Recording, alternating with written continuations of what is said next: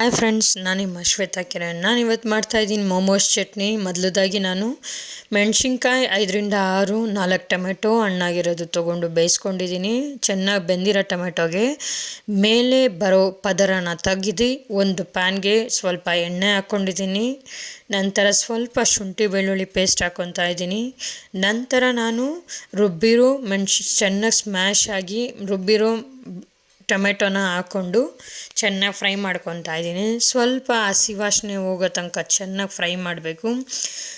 ಅದಾದಮೇಲೆ ಸ್ವಲ್ಪ ರುಚಿಗೆ ತಕ್ಕಷ್ಟು ಉಪ್ಪು, ಒಂದು ಅರ್ಧ ನಿಂಬೆಹಣ್ಣು, ಸ್ವಲ್ಪ ಸಕ್ಕರೆ ಹಾಕ್ಕೊಂಡ್ರೆ ಪರ್ಫೆಕ್ಟಾಗಿ ರೆಡಿಯಾಗುತ್ತೆ ಮೋಮೋಸ್ ಚಟ್ನಿ.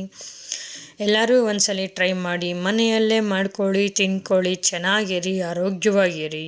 ಇನ್ನೂ ಯಾರೆಲ್ಲ ನನ್ನ ಚಾನಲ್ ಸಬ್ಸ್ಕ್ರೈಬ್ ಆಗಿಲ್ಲ, ಪ್ಲೀಸ್ ಲೈಕ್ ಮಾಡಿ, ಶೇರ್ ಮಾಡಿ ಮತ್ತು ಸಬ್ಸ್ಕ್ರೈಬ್ ಮಾಡಿ friends. Have a good day.